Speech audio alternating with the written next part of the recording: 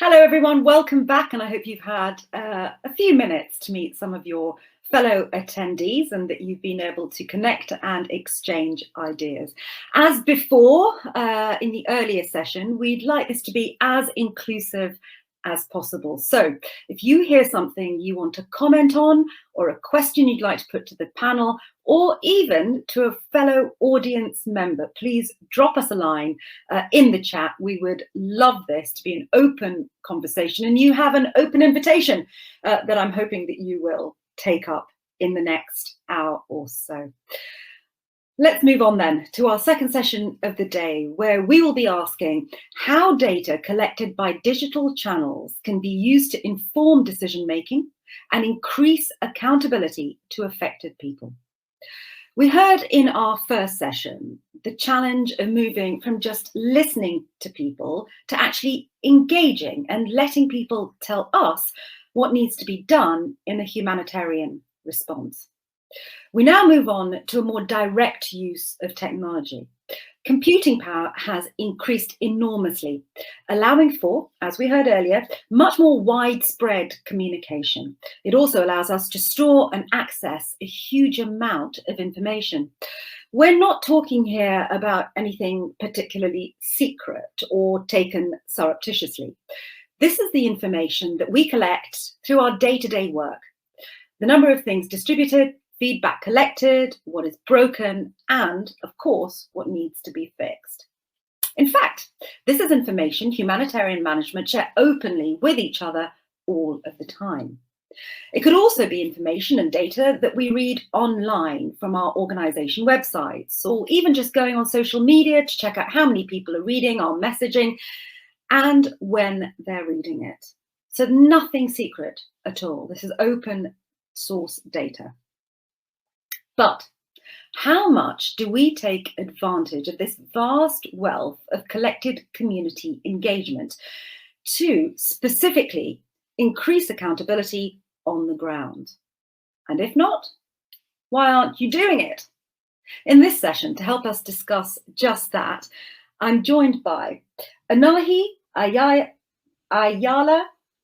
Yauchi. I hope I've got that right. I've been trying and trying. We're going to get her on to tell me.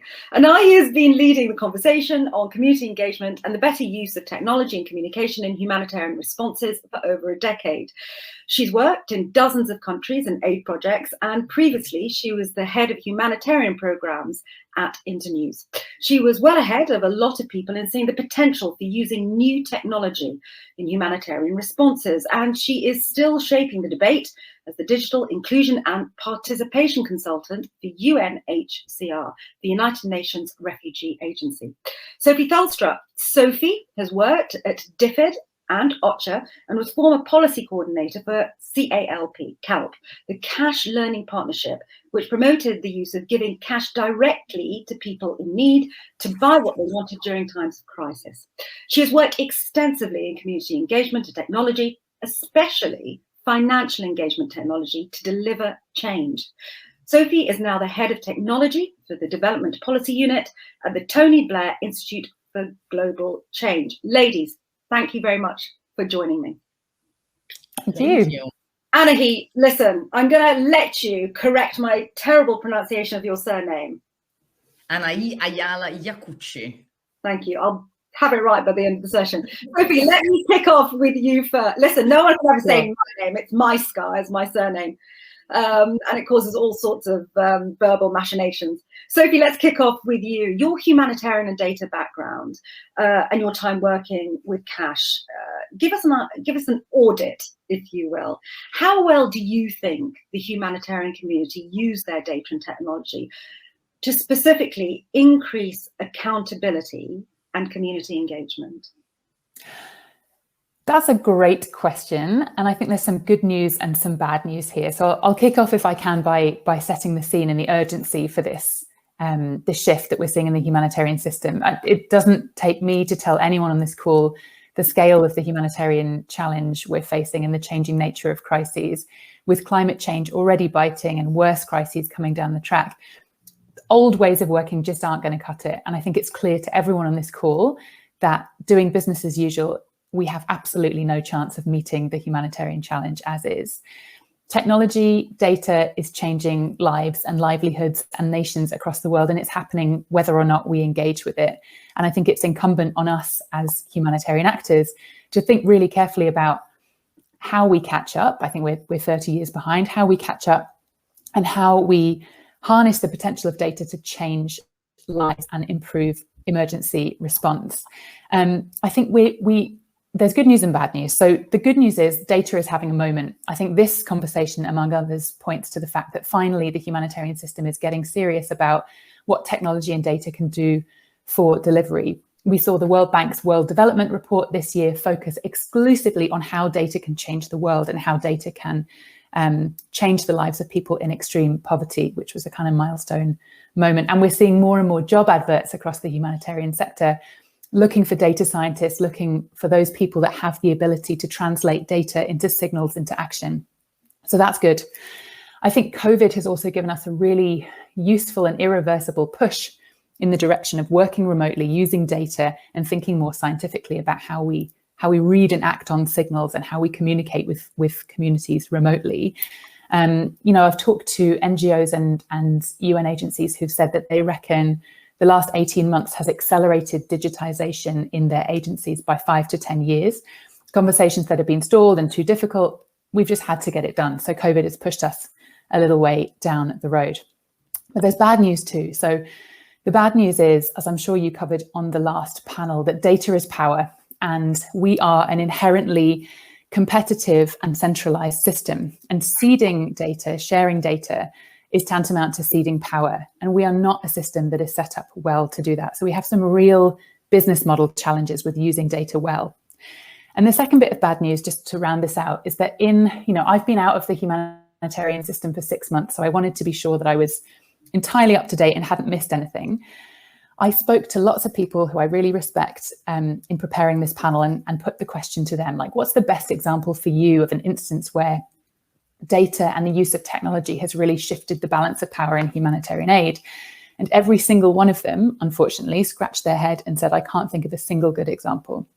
And so that means one of two things. Either it's happening and we don't know about it, or it's not happening in a way that's significant. And I think the main problem here is the equation between data and power. And if we're serious about using data, if we're serious about being one type of actor among many in a more diverse ecosystem, we're serious about facilitating communities' recovery rather than dictating the terms of that recovery, then we have to look really carefully at the way we're set up, and we have to get serious about ceding power. So that's my school report for now. It's a very good audit. Thank you very much indeed. Anna, I tell you, Sophie has just raised so many interesting issues. I'd like to just go through them with you. I've just picked out one or two, if that's all right. And I'd like to get your reaction to those. She said, we have a series of crises looming. They're coming down the track and it can't be business as usual. She said change is happening. It's in the air. And she went on to say that it is incumbent on humanitarian actors to ensure that whilst data is having its moment, that it is used well and that it is used fairly, and that there is a resharing of power. Do you agree? I do agree. I do agree. Let's start with that. We all know, I don't think I'm disagreeing with Sophie when I said that the issue is so much more complex, right? Like when we're looking about sharing power, right? We're not necessarily only looking at culture.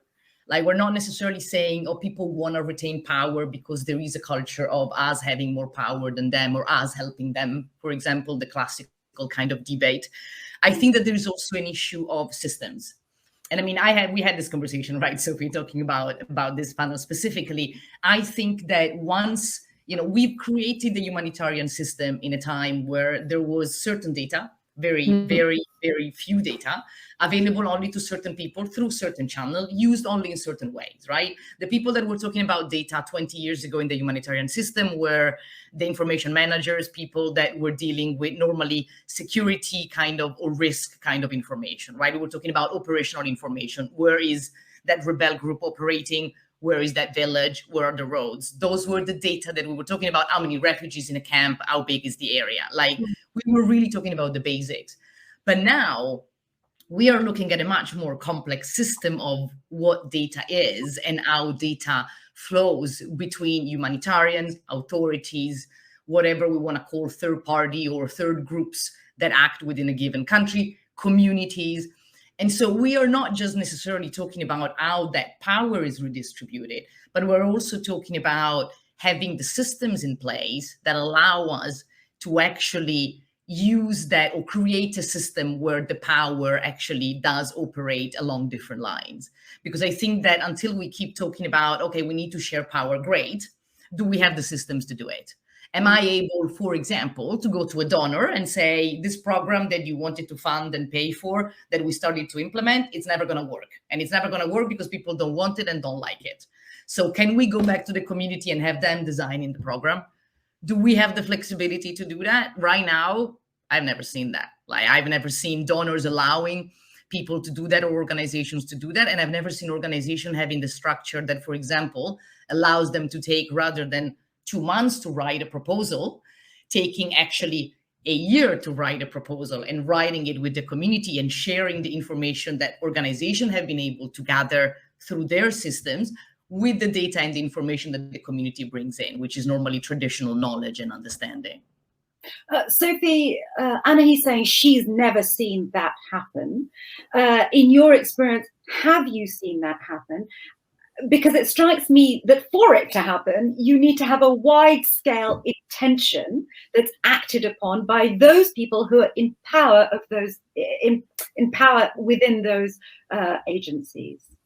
Yeah, absolutely. And I think Anahi's hit the nail on the head in that the most radical and the most powerful data is often the data we don't want to hear about. It's the bad news, right? It's when through feedback channels you're hearing that people aren't receiving what they need to receive, or they're receiving at the wrong time, or actually it's completely different from what they would most want to receive. There is no incentive in the system to share that information. That information gets buried. At best, that information will be used to reshape a specific program in a specific area. But it won't go outside that program. It won't go to management of that organization. And it certainly won't go across the response to other organizations and other communities. And that's where the learning happens. So I think in order to shift the incentives around sharing bad news and sharing data that doesn't say what we need it to say, we need a real rethink. And it's always easy to point to the donors and say it starts with them, but it does start with the donors. We need to create an environment that is non-hostile to sharing learning and to creating a real learning culture where, it is recognized that humanitarian action is far from perfect, and that by listening to the feedback, the negative as well as the positive, by involving communities in decisions, and by constantly testing our assumptions and working collaboratively, we're going to build better, stronger programs over time. So donors need to stop seeing the program didn't work, it's not what we want, so we changed it as failure, and start seeing that as a really positive, strong sign. And I think you also pointed very rightly to senior leadership in these organizations. I think they also need to be a lot braver about learning, and about learning from the bad as well as the good. So I'd absolutely agree with that. It's interesting you mentioned this process of learning, because that leads to culture change. And in my other work as a journalist, I was doing some work looking at how you bring about change within organizational cultures. And I interviewed a very interesting professor, an evolutionary psychologist called Dr. Nigel Nicholson. And he said to me, in his years of studying organizations, the organizations that functioned the best were those that embraced a culture of mistakes. And meant by that was really what Sophie was alluding to, which was when you have built into a culture of an organization the idea that mistakes aren't celebrated, but they are used as a transparent example of where to grow, that can be hugely beneficial for an organization. In a digital sense, through your work, Anahi, have you ever come across a culture like that? And if you did, would it be something that you embraced? I mean, I think it's, the culture, I think this is interesting because this plays for me on two sides. One is, I've never seen it in the digital sphere in the same relationship that we were talking about before between, let's say, a donor funding an organization to do a certain project and then that project not working very well. But what I've seen, which I think is very interesting, going back also to what you were mentioning before, is the fact that digitally, the space is very different. We don't control that space very much. Therefore, it is true that, maybe the decision needs to come from the people in power, but it's also true that the people that technically are not in power, which are the communities, are taking some of the power for themselves. That ability to coordinate, to connect, to talk to each other, it's what's happening now on the digital sphere that we cannot interfere with, or we can try to jump in if we want to, but we don't necessarily can actually interfere with what is happening. So I think that what that is showing to me is the fact that there is another side of it that it's coming up, which is the side of communities that say, well, actually, it is my information. I can share it with the people I want to share it with. And that's it. I don't necessarily need to share it with you if I don't want to. And I think that is a very different dynamics when it comes to governance and when it comes to looking at how do we use this data if we need to ask consent, for example, for using it in different ways, right? So that for me triggers another kind of a larger discussion about what does it mean when we talk about, we want to be a data-driven organization. Well, okay, what does it mean to be a data-driven organization? What does it mean that you make decisions based on the information that you collect or that information that you have if the people that you're supposed to make decision about were supposed to be in the room with you to talk about that decision in the first place? It's a very different space now because digitally communities can decide to meet with each other and talk to each other and agree and coordinate and support each other during crisis now. They don't necessarily need to talk to OCHA or UNHCR or UNICEF or WHO and COVID has shown this, right? Yeah. COVID has shown this very, very well. So I think that there's also an issue of credibility now that it's coming up with, what do we do with all of the data that we have, right? Why, with all of the data that WHO had during COVID, it wasn't able to be a reliable source of information for communities around the globe? I mean, I know it's more questions than answer that I'm providing, but I think that this is all connected to me. Yeah. Sophie. Yeah, I think Anahi raises a really interesting point about who controls what. And she's right. I did look immediately to senior leadership in humanitarian organizations. And you're right to call me out on that, because I think one thing that we've seen really clearly, and one thing that we've not been great at engaging with as the humanitarian system, is what a small drop in a big ocean we are. So ODI did a great study last year, I think, showing that humanitarian aid represents 1% of financial flows in situations in crisis. So we're a really tiny drop in the bucket when you compare us to social protection payments, remittances, peer-to-peer giving, and that's exactly replicated in the digital realm. So absolutely agree with Anahi. All of this data and information is flying around. And actually some of the most powerful innovations we've seen, I think, have had nothing to do with the humanitarian system deciding that it's going to happen, but they've been people generated. This is not a humanitarian context, but one of my favorite examples of where data has been used to transform governance and to transform policy is the I Paid a Bribe initiative, which kicked off in India in 2011. Simply, people were asked to report when they'd experienced corruption in an anonymized way. Those reports were then geolocated, and immediately you get a map of where corruption's happening, and very quickly you can point a finger to the corrupt institutions and corrupt individuals, and it transformed governance and public service across India. That's so powerful. It hopefully is only a matter of time before someone comes up with the same initiative for humanitarian action, and before poor service or not delivering what we've said, or worse, abuses of power start getting systematically reported, whether or not the humanitarian system designs that process. Well, that was an excellent roundup to start with. So we're going to move on to looking at how we can make things a bit better, and really what's holding humanitarians back. Now, some might say it's not rocket science to say that we need to find solutions and do better. Or is it? Well, we decided to ask someone who was once, in fact, a rocket scientist for an answer. Jim Fruchterman is former rocket engineer who has received the MacArthur Fellowship and Scholar Award for Social Entrepreneurship, and is a leading social entrepreneur and founder of Benetech and Tech Matters. And he has some actually very interesting thoughts about what is holding humanitarians back from moving forward. I'm Jim Fruchterman, founder and CEO of Tech Matters, a nonprofit tech company that creates tech solutions for the social goods sector.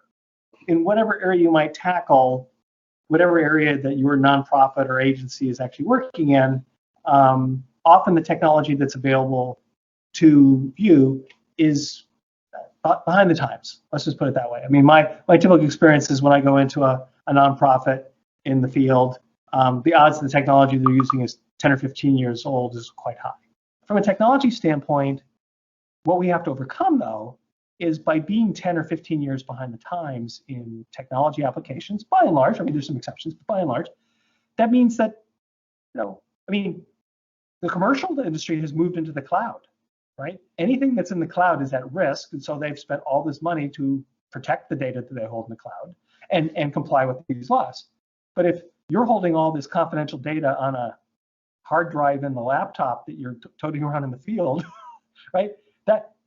That's illegal in many countries to carry that data in that fashion, right? That would be a violation of GDPR to hold that data in that insecure way. And yet it's what people do every day in our sector because the tools that we give them are rudimentary, underinvested in, and don't reflect this kind of respect. Now, most people in the nonprofit sector do think that if people make better decisions on their own, that will address 80% of the problems, and that the nonprofit sector by itself can't solve all these problems for people. So now, if you actually go and talk to people in these regions and say, so do you have the information necessary to make your decision? The answer is almost always no. Maybe because no one thought of it. I've heard the phrase data colonialism a lot in the last couple of years, which is kind of stunning. And of course, I work in the social innovation field, the social entrepreneurs. We're all about community empowerment.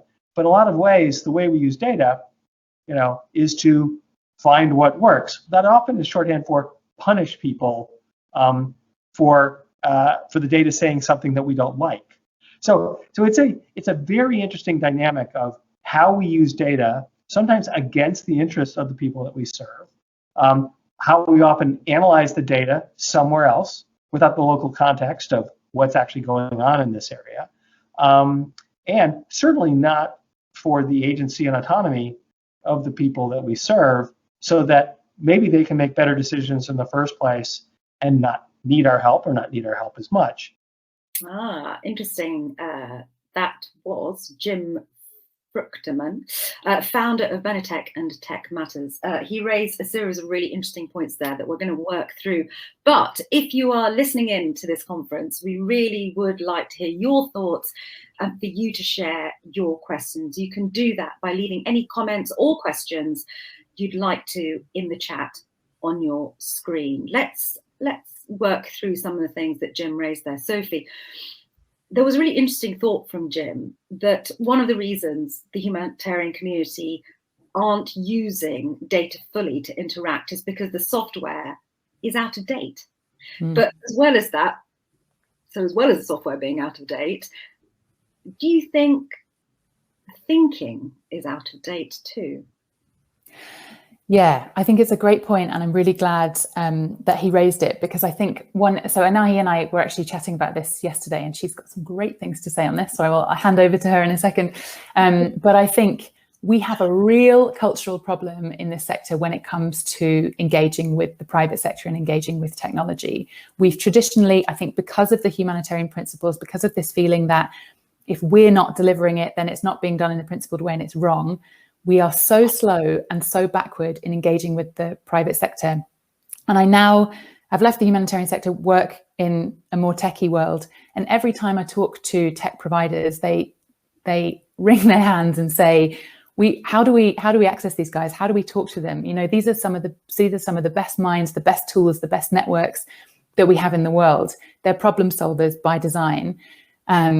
And they want to help us. They want to get their teeth into some of the big problems that are facing humanity, but the humanitarian sector won't engage. Or if we do engage, we engage way too late. We put out a 3-week tender, 3-week request for proposals, and we ask for a solution to a problem that none of these private sector entities have designed. So I think by engaging earlier and by making tech providers and private sector actors co-creators in the solution, we open up a whole range of potential solutions to humanitarian problems that we don't even know exist right now. And yes, of course, there are boundaries that need to be drawn, and there are ethical problems in the way that we engage with the private sector. But I think if the conversation stops there, if we simply say, no, we're not talking to them, they're profit driven, and therefore we're not trying to do the same thing, we are doing a huge disservice to the people that we serve. And I think humanitarian actors have to figure out in 2021, in this world where, as Anahi says, there are millions of independent data channels, there are millions of independent providers, where better connected people in crisis are hopefully an agent in a marketplace of different options for their recovery.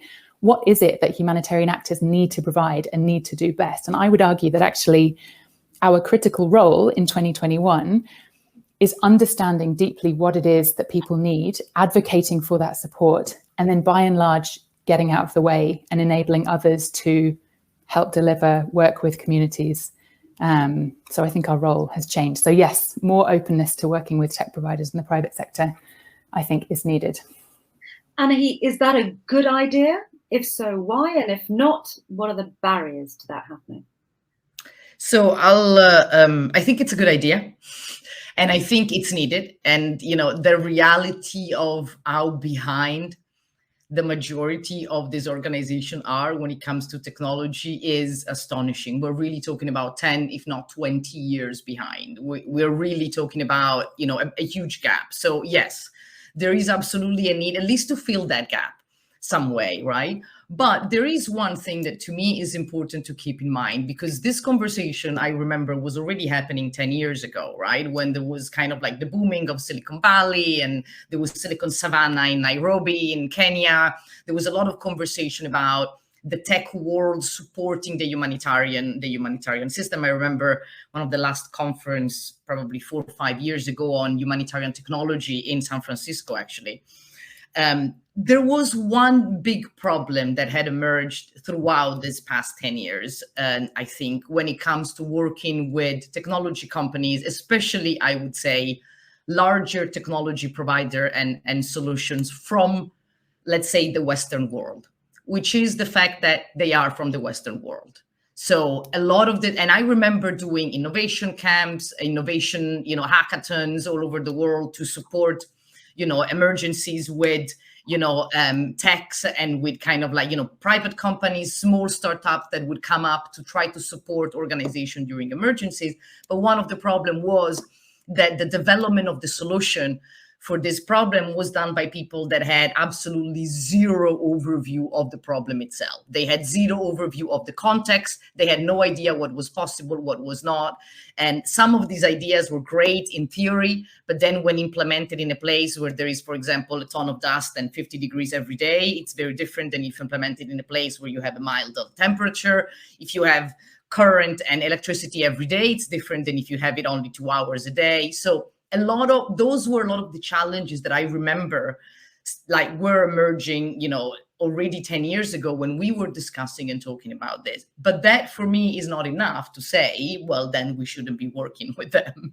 It's also true that there is a lot that needs to be said about investing in local technology, investing in local communities that create local technology that serves them, that it's built by them in their own language, based on their own culture and within their own structure, right? I think that is something that I would say is a win-win. You know, the data for me belongs to the people, but also the technology should be created and should belong to the people where we are implementing it. So Sophie, what are the barriers to that happening, do you think? So I'm really glad you raised this, because we're actually right now working on a piece of work looking at what it takes to foster tech ecosystems across the African continent in this case. And there is such exciting work going on. So I think the barriers to being a tech startup in some of the countries in which we're working in are very clear, that ease of doing business indexes through the floor in lots of these places. The funding just isn't there. I think African startups got 0.2% of global VC funding last year. But a lot of governments across the continent are really waking up to the fact that something's got to be done about this. And there's been a series of startup acts that have been put in place with some really radical and exciting policy. So the Tunisian Startup Act, which I think came into effect last year, has some clauses in it, like, for example, you can take startup leave in the way that you can take maternity leave or parental leave in many countries. If you want to go away and try a startup idea, you can go to your employer. They have to give you a year. The startup will succeed or fail. If it fails, you come back. If it succeeds, off you go. And I mean, who knows how difficult or easy that will be to implement, but these are some of the most radical and exciting policies around startups that we're seeing anywhere in the world. So I really believe that the coming decade is going to see a massive transformation in locally produced tech solutions. And I absolutely agree that our default shouldn't be to go to Silicon Valley and ask a Californian startup to develop something that works in Chad, but it should be to build really strong tech and startup networks across West Africa, for example, so that when those brilliant ideas appear, they have the support and they have the funding that they need to scale. And that is our first resort. And we're looking to local tech solutions before we're looking to global. So exciting times for tech in some of the countries in which we work. And yeah, looking forward to seeing what happens. So connected to that, in a way, Anahi, was Jim's second point about data colonialism. We touched on this in the previous panel.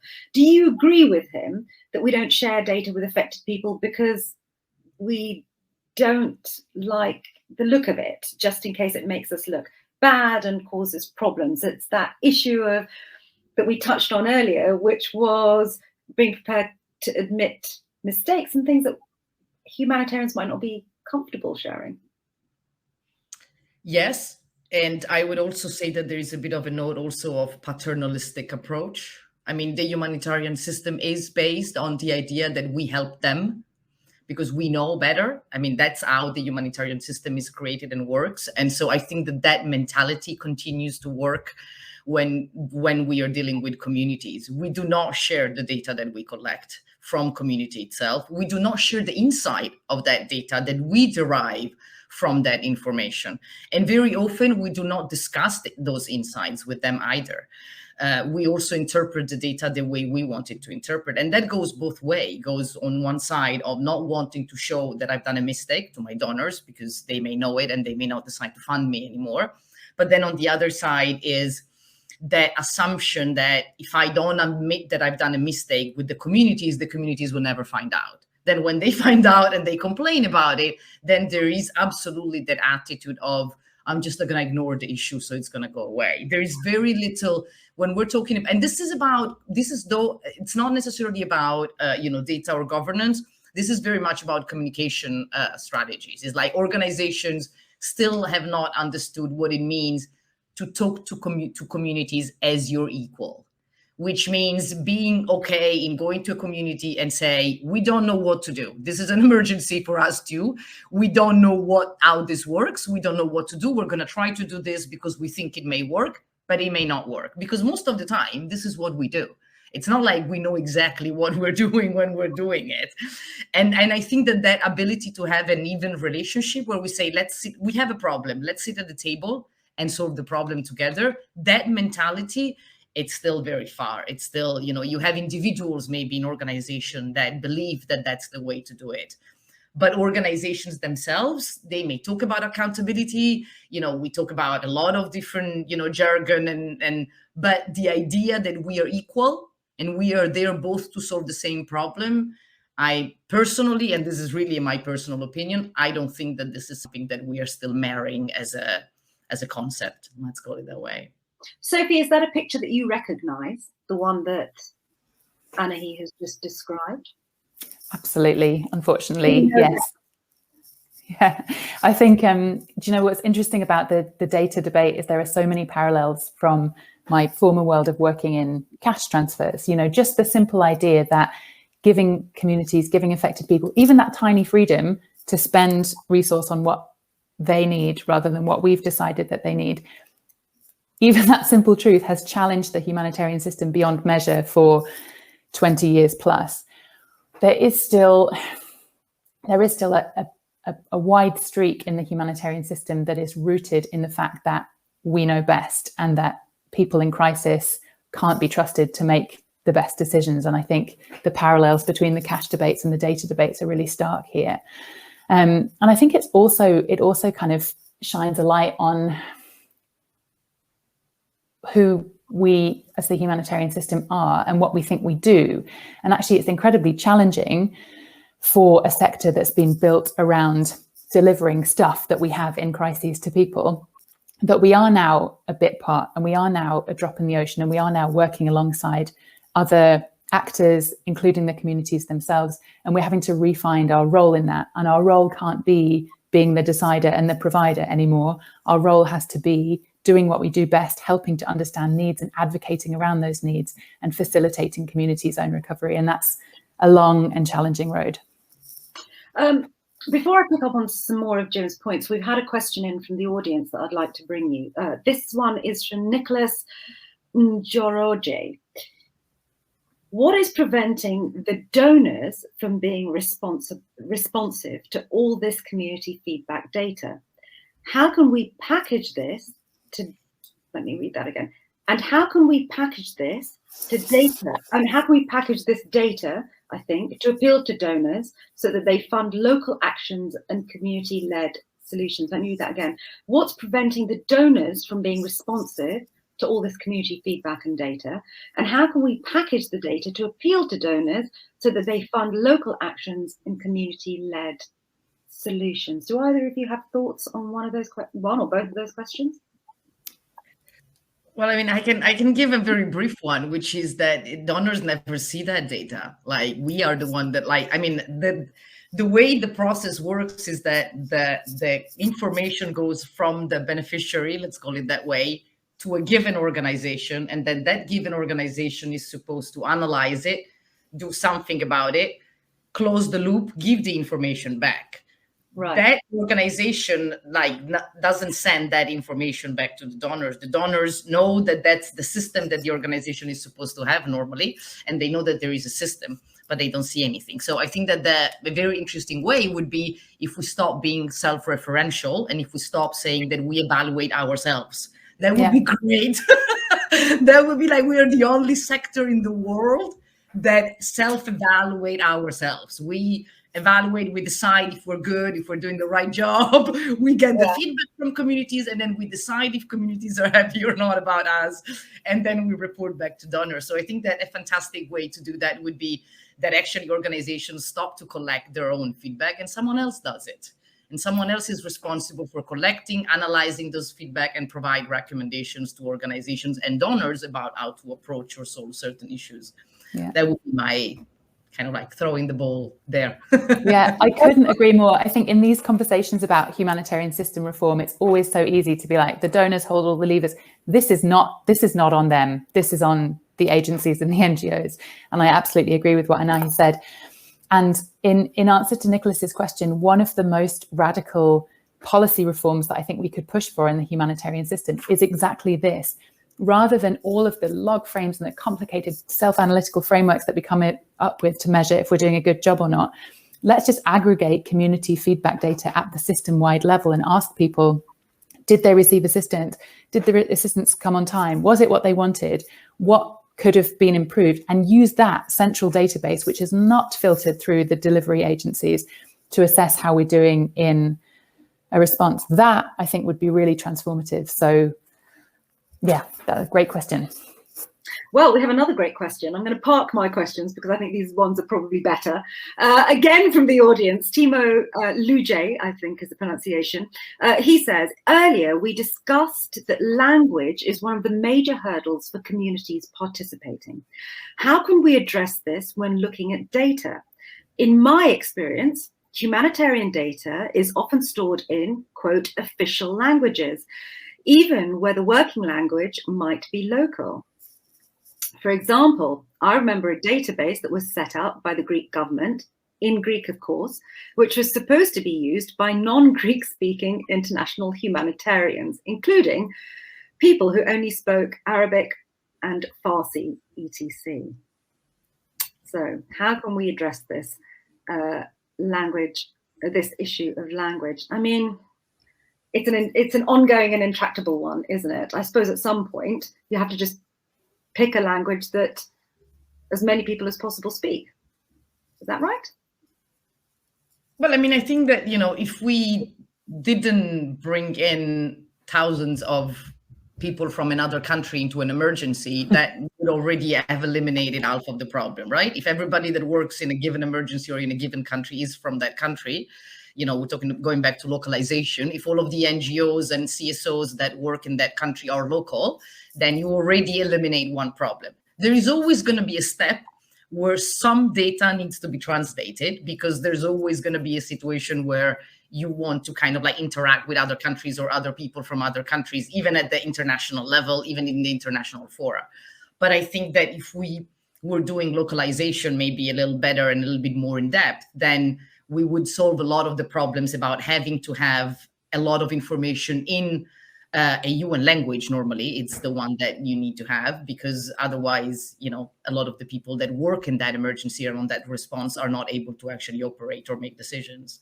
And actually, it goes back to your point, doesn't it, Anahi, about allowing local communities to devise their own solutions, which would probably overcome the language barrier as well. I would like to pick up on just one more thing before we go to our next video, from Jim Fruchterman's comments. He made a really interesting point about security. And he said a couple of things about that. And how humanitarians don't necessarily trust the sharing of data openly, whilst at the same time carrying around, for example, on the ground, easily accessible laptops. Yeah. Is there a way around it? Anahi first. I mean, this is a very large conversation. I think that the one thing that I think it's important here to keep in mind is that the security for the data and kind of like data security and data privacy as policies should be there to allow organization and staff to do their work despite the existence of risks. The problem is the majority of organizations today have data privacy and data policy that actually have been built to protect the organization from the risks of using technology. Therefore, the incentive is always not to use it rather than to use it anyway. So I think that we need to rethink about what is a data policy and what is a data privacy or data security policy. Because for me, that a policy needs to allow me to do my job, despite the fact that there's a lot of risks around it, right? Yeah. What a data policy is supposed to give me the instruments to do it anyway.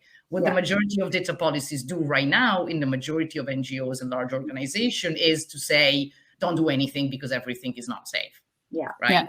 And so I think that is exactly what we're talking about when we're talking, because the security, the granular security on the ground, it's a lot easier in terms of, teaching people, making people to think about stuff, and people in a given country know what the risks that they have or not have in that office with their tools and so on. I think that the problem comes when we're talking about, I don't know, a given agency is collecting the identity information of half of the population in a given country and storing them on a server. That becomes more problematic, and that becomes a lot more of an issue, again, when we go back to governance, when we look about what happened if the government of that given country suddenly changes their mind about what's going on or changes their mind about the, this group of people.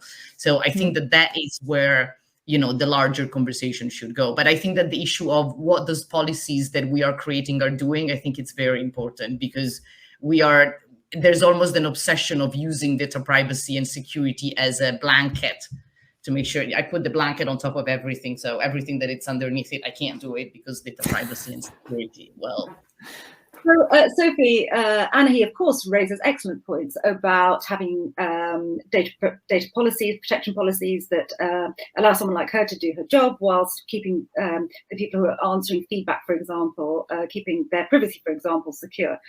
I understand that.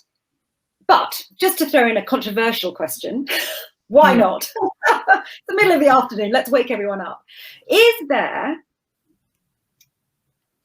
also an issue here, which is that some organizations may hide behind data security policy, not to protect people, but actually to protect their personal interests?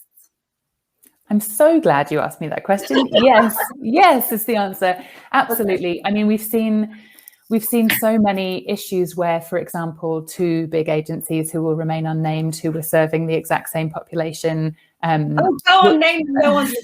I think everyone on the call knows who I'm talking about. Had to re-register every single recipient of assistance, even though they were all the same, because these two major and ancient institutions hadn't figured out a way to share data safely. Now, I don't believe for a second that is really about data security. I do believe that is about business models and protecting ways of working. And the other thing that I would like to say on this, and again, something that I can only really say now that I've left the sector, so forgive me, is I think obviously the conversation around the risks of data is critically important. And we need to understand that when we deal with data, in particular the data of vulnerable people, we're putting them at risk, and we need to understand the ways in which we can mitigate that. But way too often, the conversation in the humanitarian sector stops there. We say data presents a whole load of risks, so we shouldn't touch it. Technology presents a whole load of risks, so yuck, let's continue pretending it's 1980 and working in those ways. It's absolutely not acceptable. When you Google data and humanitarian, the first 3 pages of results you get back are all about responsible use of data and data security, and that is appropriate. We need to get there, but we cannot stop the conversation there. We need optimists and we need creative people to think, data scientists, to think about what are the uses of data and technology that can really transform our ability to meet humanitarian needs and transform our collective ability as humanity to meet the enormous coming challenges. And I think if we allow ourselves the luxury of saying technology and data bring risks, they're scary, so let's not do them, it's a huge delegation of duty. We need to be building the skills and the ability within the system and in our partnerships with the private sector and with others to understand those hurdles, get over them and do it anyway, and to be creative about how we use data and how we transform people's lives. Sophie and Anahi, you are of course being brilliant panelists, plenty of food for thought. If you are listening in to this conference, what we really want is a snapshot of your thoughts. We're going to be activating the Slido poll once again. I think we're going to see this up on the screen in a moment. What we'd like to ask you in this session is to write down in a few words what incentives should be given to persuade the humanitarian administration to be more open with their data and to use it better. I'm going to ask you that again. This is what we would like you to do for our Slido poll. We want you to write down in a few words what incentives should be given to persuade the humanitarian administration to be more open with their data and to use it better. If you activate the Slido button in the chat column on the right of this window, you can jot down your answers there. So I just want to add in one more of our expert witnesses. Her name is Amelia Makutu. She works in Fiji, and I'm going to let her introduce herself.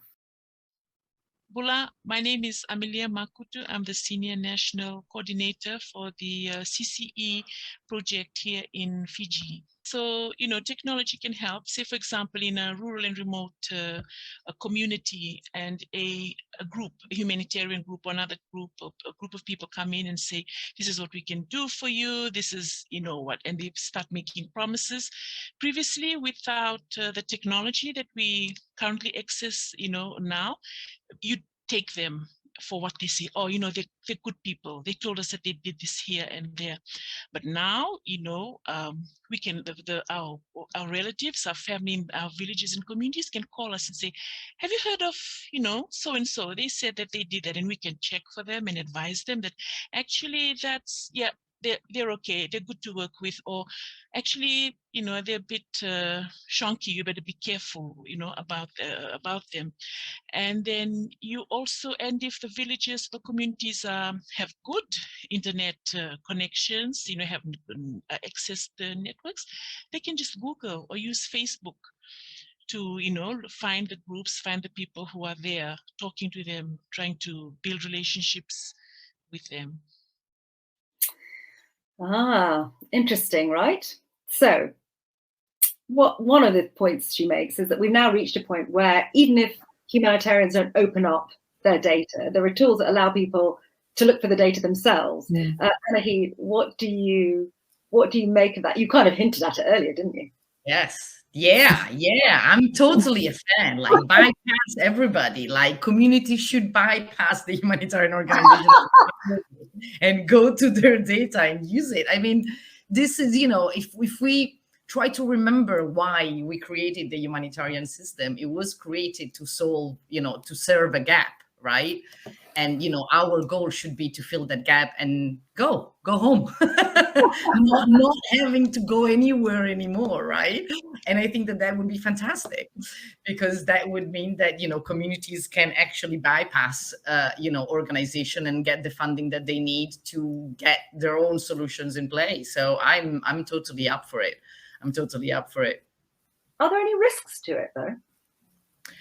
I think that there are the same risks that there are now. I mean, right now, the risk that I have is corruption, is, the fact that the funds can be used improperly, the fact that not the right people can be held. But those risks exist even without this system, right? Those risks exist even with international organizations in different ways, but they do exist, right? We remember 2 years ago, the Oxfam scandal. Like, we're not immune from those risks. I think that the risks are the same that we have now. Would people posit that, yes, there have been scandals, yes, there are risks, but it's easier to regulate bigger organizations? That actually, if you have a kind of fracturing of that system because people are accessing data and analyzing themselves, perhaps in or out of context, then that becomes more problematic. Sophie? I think that, this is at the country. For me, I'm thinking at the country level. And for me, the country level is like people are able to organize themselves, like people are able to coordinate themselves. And I think that our role should be to support that coordination and integration, exactly to avoid what you just said, right? Exactly to avoid the fragmentation, to avoid the fact that you have multiple fundings over, the same thing, or that you miss communities and so on. But I think that we now have the technology first and the instrument to really be able to pass this knowledge on to communities so that they can do the work rather than us doing it for them. Sophie, do you think, if we were to take Anahi's kind of welcoming of this development, do you think there's enough of a two-way street, though? So even if you have local solutions being developed through the analysis of data, how likely do you think it is that big organizations like Oxfam, for example, would be ready to listen and learn and develop themselves?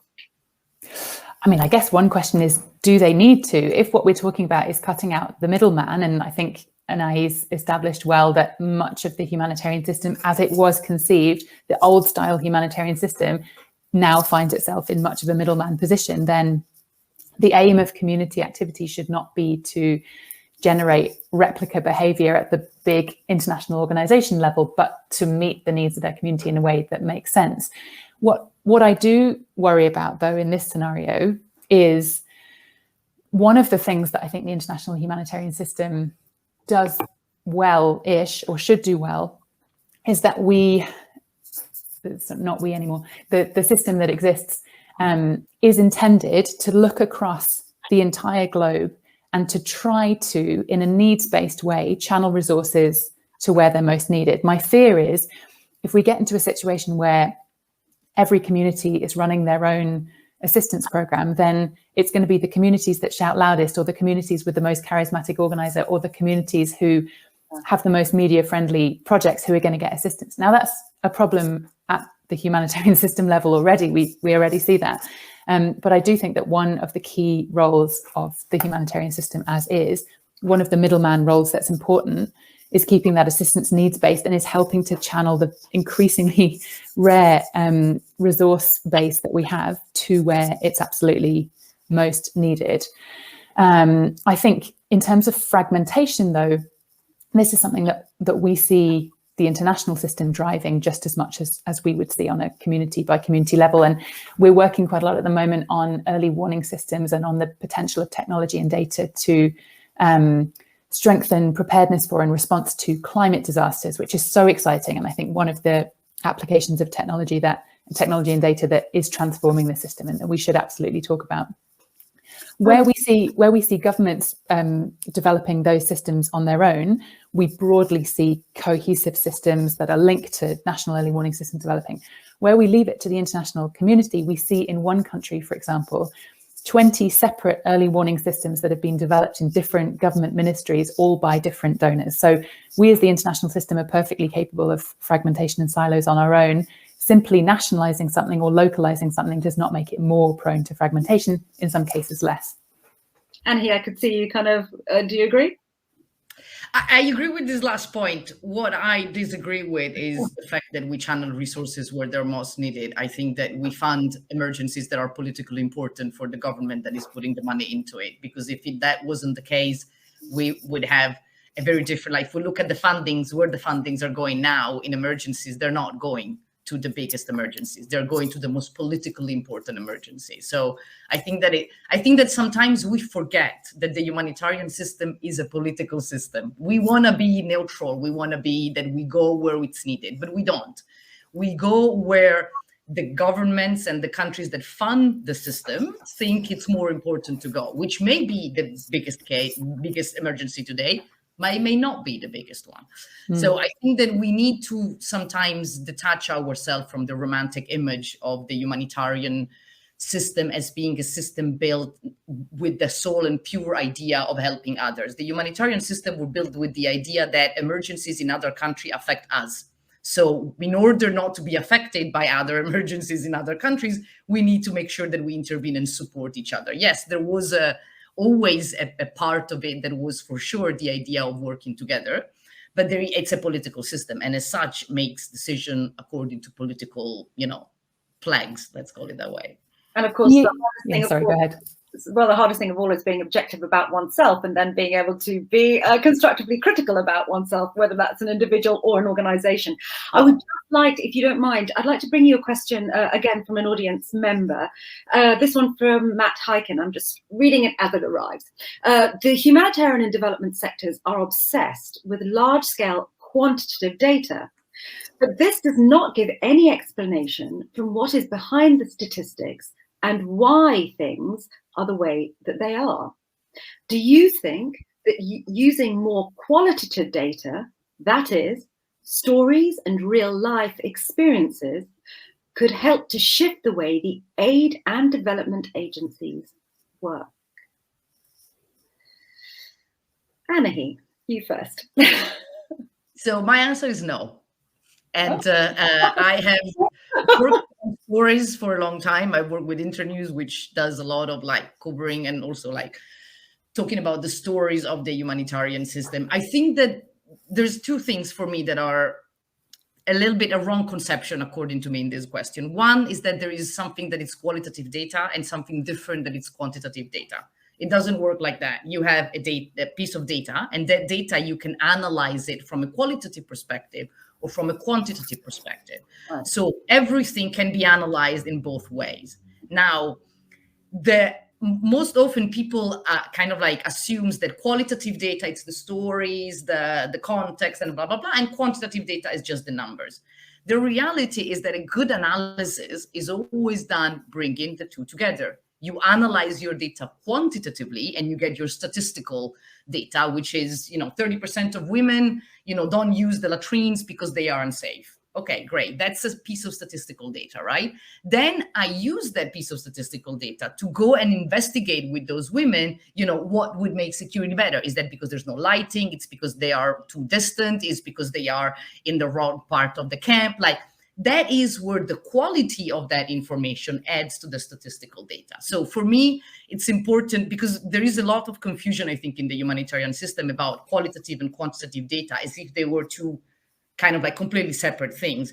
They are two qualities of the same component. So we have to be able to use them together to get a better analysis of it. And I think that that's very important to keep in mind. The second part of this is the fact that, you know, there is a context where it's important for me to know the stories, to know the quality, to know the context, and so on. And there is a moment where I need to make specific decision in a specific way where I don't care about the stories. I need to know the numbers. I need to know how many people, where, when, and what they need. And what their name are, what their date of birth is, and what they wear, it doesn't matter. They need food, they need it now, and they need it in this place. So that's why, for me, it's always important to say, you know, those two things need to go along, but not always you need both of them. Sometimes you will need a story, sometimes you will need the statistical data. You have to have these two together. Anahi, thank you very much. Sophie, very briefly, could you give us an answer? I've managed to run way over with our timing. Yeah, I'm also going to go with a no, but for a different reason. That is, I don't think that the humanitarian system takes either quantitative or qualitative data remotely serious enough. And in fact, I think part of the time we're too driven by stories and not driven enough by data. Everyone on this call is aware that the projects that work, the projects that really change people's lives, are not the projects that get scaled. The stories that we tell and the convoluted path that we put data through means that by the time a donor is getting feedback on a specific project, that feedback has been so tailored and massaged by all the people in the middle that, again, we're back to this self-referential state that we're in. I think we need to be much stricter, both with quantitative and with qualitative data, about getting direct feedback from the people that we serve and acting on that feedback to make programs better. And I had an interaction recently where we were talking about data responsibility and data security and the ways in which people use data. And one bit of feedback I got was, we shouldn't be approaching this logically. We shouldn't be approaching this looking at numbers and statistics. We should be approaching this looking at stories and emotions. And we are the only sector on earth that gets away with that. No, sorry, no. We need to base these decisions on facts, numbers, and logic. And I'm sorry if that makes me sound like a stuffed shirt, but that is what we need to do our job well. And we need to make sure that it is the projects that are changing people's lives and doing well that get scaled. And we need to remove all of the different manipulations that we can put the data through to package it in a way that tells the story we want, not the story that exists. Now, we've only got about 5 minutes left, so there still is enough time. If you're listening in to this absolutely fascinating conversation and you want to take part in our Slido poll, you can. So that's the bit where we want to get a snapshot of your ideas. That poll is now activated, and what we're asking you in this session is to write down just a few words. And what we're asking you to do is answer this question. What incentives should be given to persuade the humanitarian administration to be more open with their data and to use it better? We want a few words from you. What incentives should be given to persuade the humanitarian administration to be more open with their data and to use it better? And I'll bring you the results of that poll in a few minutes. In the meantime, I'm going to start asking you for your final thoughts, Sophie and Anahi. So the question that we set out was to try and answer, and I think we're kind of getting our way there, if not with a complete answer at the end. Do you think aid organizations are ready to not just listen, but to embrace the data revolution and properly use it to make themselves more accountable? Do you think aid organizations are ready to not just listen, but to embrace the data revolution and properly use it to make themselves more accountable? What are your thoughts on that, Sophie? Sure. So I think I've said bits and pieces of this through the presentation, but I think the potential is huge. The actual implementation of this is not there yet. So do I think we're ready right now? All the evidence would point to no, but we are moving in the right direction and there are some positive signals. I think there are two major transformations that proper use of data can bring about in our sector. One is changing who's in the driving seat, changing who holds the power, holding aid providers to account, and positioning people in crisis as agents in a marketplace of ideas, active in their own recovery rather than passive recipients of aid. So that's big change number one. And change number two, which I think is just as important, is accountability is broader than just listening, right? Accountability is doing the job that we set out to do. And I think the potential applications of data and technology to transform aid delivery, ensuring we reach the right people with the right assistance at the right time, are sky high. And I think the way in which we've worked, the insular way in which we've worked, does not lend itself to embracing the tech and data revolution to transform people's lives. And that is where we need to get really serious really quickly and start listening to others and seeing ourselves as one actor in a very busy, crowded and exciting ecosystem, and understanding what we can do and what others should do better. Sophie, thank you. Anahi. Very similar, actually. I don't think we are ready. I don't think organizations are ready, but I do think that there are, I think that they are aware, which is more than we could say 10 years ago. I think that there's a lot of awareness within a lot of organizations about the gaps and about what we're missing and about what is that needs to be done in terms of, trying to figure out how to fill those gaps. So I think that there is a lot of work that it's been done in that direction, also and including with donors, in terms of understanding what does accountability really means, right? We say we are accountable. Okay, what does it really mean? Like, give me the meat of what are we talking about? And I think that, we've spent the last, let's say 10 years talking about framing accountability, publishing accountability policies and frameworks and whatever for every organization. Now we have it. We have been recruiting, and now there's more and more position within a lot of organizations that are accountability officer, AAP person, and whatever. I think that now we're moving towards, okay, we have the paper, we have the words written on the paper, we have the people. Now, what does it really mean? What do we really actually do to make this work? And I think that there's quite a lot of understanding now and a lot of conversation about it. So in that sense, I think I personally am optimistic, despite the fact that I've thrown a lot of stuff in this, but I am personally optimistic about the fact that maybe late, but I think that there's still there's quite a journey that it started somehow, and I think it's going in the right direction. Well, talking of optimism and solutions and positivity, our Slido poll was asking our audience what incentives could be given to persuade the humanitarian administration to be more open with their data and to use it better. We asked you to put down a few words, and so we can take a look at what the most popular words are. Oh, overwhelmingly, there is in fact only 2 words which account for one phrase: donor pressure. I was not expecting that. Were you expecting that, Anahi? Sophie? Are you surprised? No, surprised? No, I'm not surprised. I'm surprised that it's the only one that jumps out. I thought that there were going to be maybe some others. No, it doesn't seem so. Sophie? Yeah, I think the donors, and sorry to say, the donors are the easiest scapegoat whenever we're talking about humanitarian reform. It's not that simple. As Anahi said earlier, the donors see a tiny part of a very complex picture, and they see the tiny part that the agencies they fund want and allow them to see.